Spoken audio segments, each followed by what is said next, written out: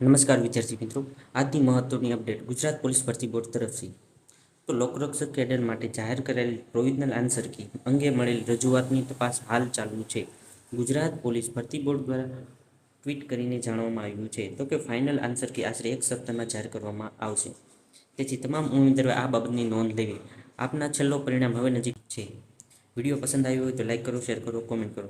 આવી જ મહત્વપૂર્ણ ભરતી અપડેટ માટે મારી ચેનલને સબસ્ક્રાઇબ કરો. Thank you.